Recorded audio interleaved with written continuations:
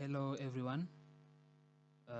My name is Ben, and welcome to the Military and Politics Digest, where we explore the world of politics, international relations, and military history, science, and technology. So, today I want us to look at one of the most debated issues in international politics, and that is NATO expansion. We are going to scrutinize this issue from a legal standpoint, and that is with reference to historical facts, international law, and customs.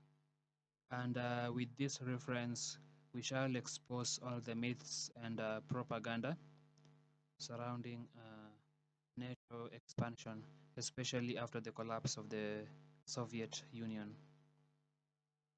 And we are not just going to find out why NATO is expanding, but also figure out who or what drives or motivates uh, this expansion. So the first factor for NATO expansion, we have number one, the unification of Germany. So shortly before the collapse of the Soviet Union, leaders both in the West and the Soviet Union agreed to have Germany unified in an agreement where the West gave an informal promise to limit NATO expansion towards Russia's borders. Uh, Initially, leaders in the West and Soviet Union were afraid of a unified Germany because they feared the emergence of Nazi-like leaders with a Hitler mindset of mobilizing and radicalizing the German people and driving them towards the path of vengeance against the West and Soviet Union, who had occupied Germany since the end of World War II. And remember, after the war, Germany was divided into East Germany, occupied by the Soviet Union, and West Germany, occupied by Western powers, including the United States. But as the Cold War was nearing its end, the Soviet and Western leaders began thinking it was better to have Germany unified and brought into NATO and European Union, where the West would easily keep Germany in check so that Germany does not pose a threat to both the West and the Soviet Union. The second factor for NATO expansion after the collapse of the Soviet Union is a collection of Russian ideologies, namely authoritarianism, militarism, ultranationalism, and expansionism. So these ideologies have historically been used by Russia to try and control and dominate every aspect of life for the people of Eastern Europe. So this move by Russia after the collapse of the Soviet Union to try and control and dominate Eastern Europe sent alarms of fear amongst the states of Eastern Europe, and that is why they began applying for NATO membership so that they join the alliance and enjoy protection from any possible future Russian aggression. I want us to examine each of these ideologies briefly. To begin with, authoritarianism. It is actually a system of governance characterized by rejection or suppression of democracy, human rights, and political plurality. There's also a weak rule of law, and both democratic voting and separation of powers amongst arms of government is partially or completely non-existent. And militarism. is the belief or desire by a state's government or its people to have a strong military force and be able to use that force aggressively in the international system in the pursuit of national objectives. It is often characterized by glorification of the military and the desire and pursuit of a modernized and professional military force, and also expansion of the size of the military and its capabilities. And ultra-nationalism, on the other hand, is an extreme form of nationalism centered on the belief that one state should dominate the affairs of another state, even by use of coercion or military force in the pursuit of national interests. Expansionism, on the other hand, is the act of acquiring more territories from other states by use of military force. And this is specifically referred to as a territorial expansionism. In the broader sense, expansionism is a political and economic ideology or policy that calls for the expansion of a country's power and influence in many ways, such as territorial acquisition, economic dominance, or cultural assimilation. And ultra-nationalism from Russia has played a key role in triggering NATO expansion after the collapse of the Soviet Union. So after the Soviet Union collapsed, the Russian Federation got a new leader by the name Boris Yeltsin, who adopted a foreign policy of rapprochement towards the West. So in 1993, ultra-nationalist politicians in Russia began questioning this policy and called for the government to dominate and control uh, the politics, economics, and socio-cultural ways of life in Eastern Europe. Uh, these ultra-nationalist views in Russia incited fear in the people of Eastern Europe, uh, and this fear of Russian subjugation and control, like in the old Soviet era, and this fear is what made these states to apply for NATO membership so that they join the alliance and receive protection from any possible future Russian aggression. And the 1990s wars in Yugoslavia and other states of Eastern Europe magnified these fears and sense of insecurity, and as a result, some ex-Soviet states joined NATO in 1999, marking the first round of expansion after the collapse of the Soviet Union. 2004 saw the second round of expansion with more states from Eastern Europe joining.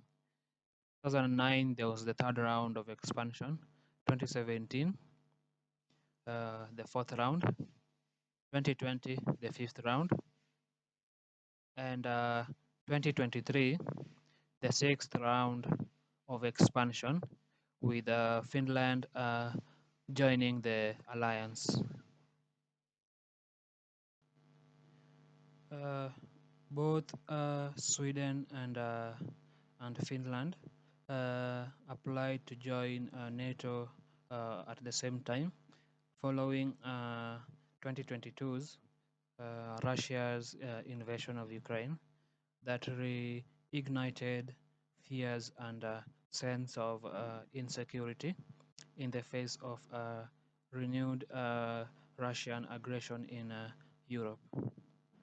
Sweden's application approval was delayed by Turkey and Hungary, which are the last two NATO members who are yet to approve the application.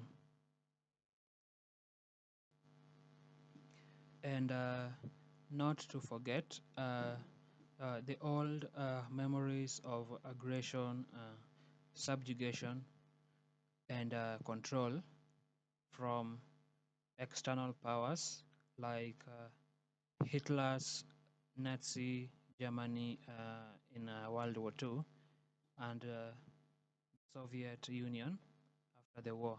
So these memories are still fresh in the minds of people in Europe in general and also in Eastern Europe. And this makes them lean towards NATO alliance for protection. Both Hitler and Joseph Stalin of the Soviet Union before the Second World War, they signed a non-aggression pact known as the Ribbentrop-Molotov Pact, where they agreed to jointly invade Poland and divide it into two equally for themselves. Hitler then became too selfish and wanted everything for himself. He therefore attacked and invaded the Soviet Union. And it is actually Germany's attack on Poland that triggered Britain to declare war on Nazi Germany. And that is how the Second World War began.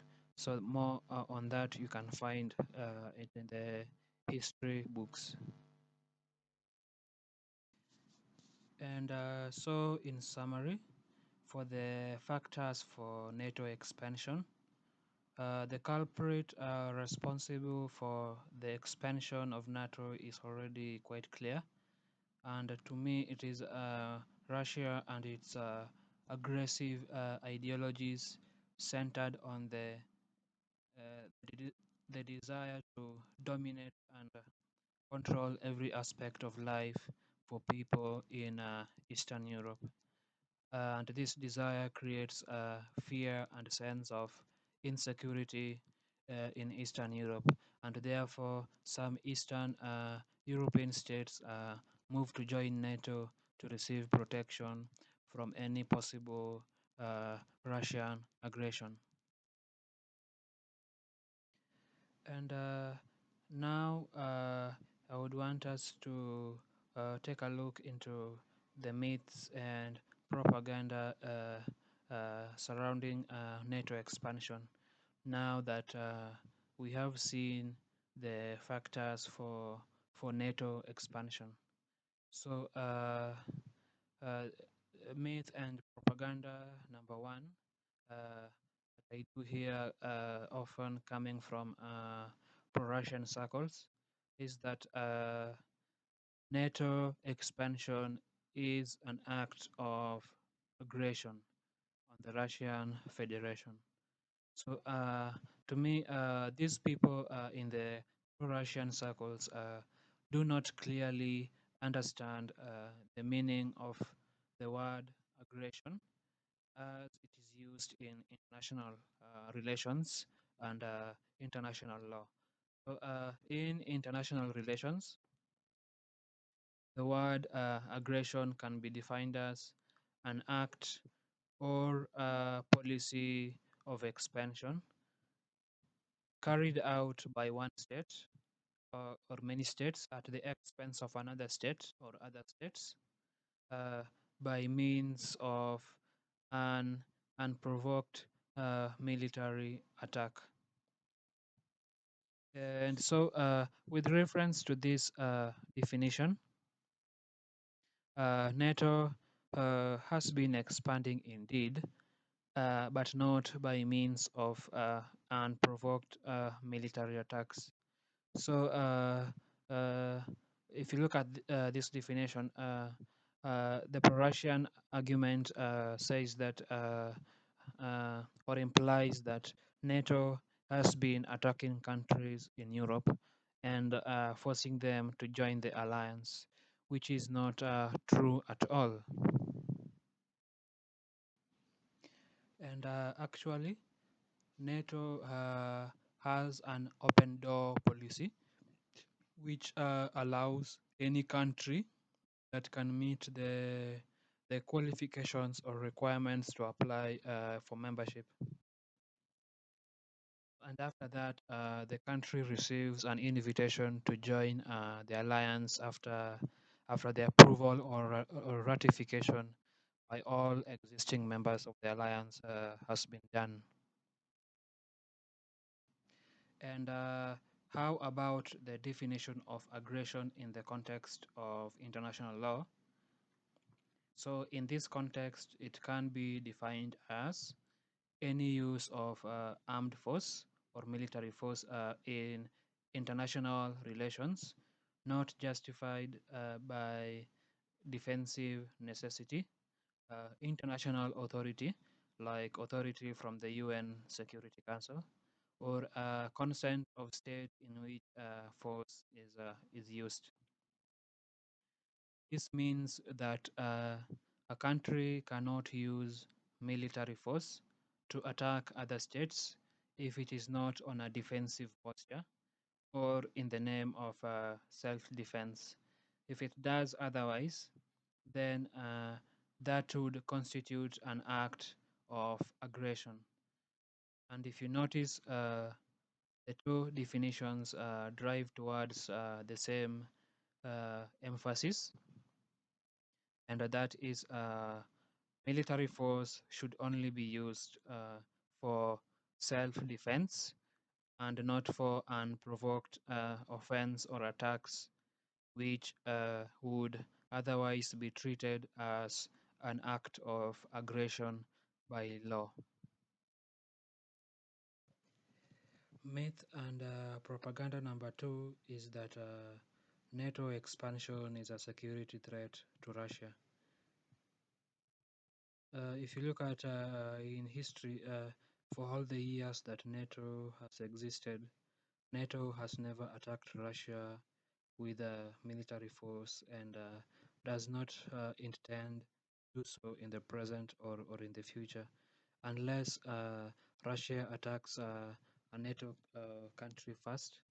And that is an act that would trigger Article 5 of the NATO Charter, which requires the member states of the alliance to defend a member state whenever it gets attacked by an external power.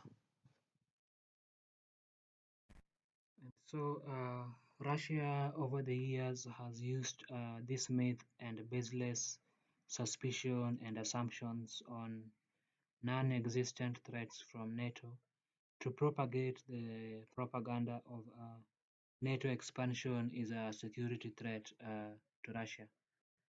And so, NATO, like all other international organizations like the African Union or United Nations, by law has the right to exist and admit new member states and consequently to grow in size like all other international organizations do. And as far as international law is concerned, the expansion of an alliance or international organization is not an act of aggression, but an international norm or custom. And also, if a member state of an alliance like NATO decides to host weapons of the alliance in its territory, it borders a state that views the alliance as a threat, then this also does not mount to an unprovoked military attack, and neither does it qualify as an act of aggression because that member state is by law a member of the alliance and has the legal rights and authority to host the weapons of the alliance on its sovereign territory. The alliance itself has the right by law to place its weapons on the territory of any of its member states if that state grants it the authority or permission to do so. And why am I saying the alliance and its members have the right and authority by law to host weapons of the alliance in the territories of the member states? Uh, it is because treaties and or charters of alliances or international organizations are included among the sources of international law. And so, if the UN Charter, which is a treaty amongst UN member states, is a source of international law, then other charters or treaties that belong to other organizations like NATO, EU, or AU are also sources of national law that apply to all member states of that international organization. And myth and propaganda number three, which is actually partially true, is that the West betrayed the promise made to Russia to limit NATO expansion.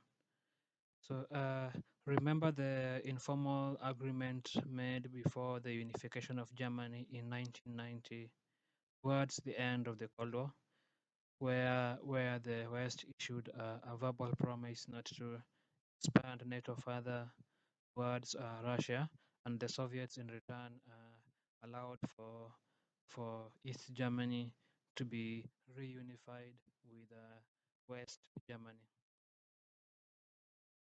This informal agreement was never put down on legal papers by the Western governments, and so the pro-Russian argument that the West broke the promise to stop NATO expansion is actually true, because indeed the promise was not kept, but there were no formal signatures put down on legal documents by leaders in the West to support the pro-Russian argument.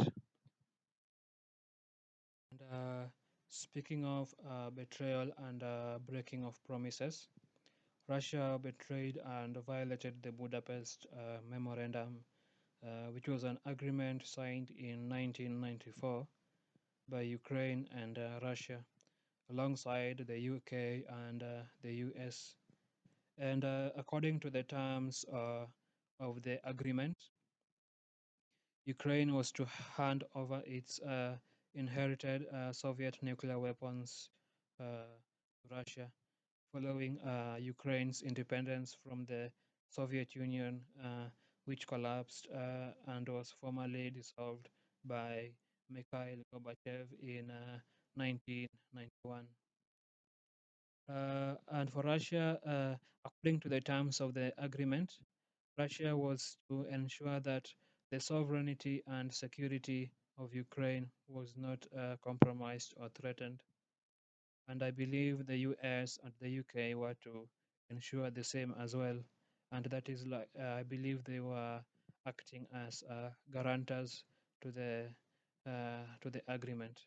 And Russia violated this memorandum first in 2014 when it used military force to annex the Crimean province of Ukraine, and secondly in 2022 when it invaded all of Ukraine, and annexed more provinces. That marks the end for our video for today, and I want to thank you very much for taking your time to watch and listen. If you have any comments, you may leave them in the comment section below. And uh, if you are just curious enough to know where I got the information to make this video, I got it from various sources which are captured in an article that I wrote personally and published through a link that I have left in the video description below. So you may go to the video description and you may check on that article through the link. And if you wish to read the article as a web page for free, you can use the link to the article on my blog page as shown in on the screen, or in the video description below. You may also visit my blog page using the link on the about info of this channel, or you may also find the same on the video description below. And also, if you wish to support this channel and keep it going and help improve its quality, then there's a support link in the video description down there that you can go through. And for every support that you leave behind, I'll personally be very grateful, and may God bless you for the support that you may give. And I humbly request that you like this video. You may also share it with family and friends, and you may also subscribe to this channel to get routine updates. I want to thank you once more for taking your time to be with me today, and I will see you next time.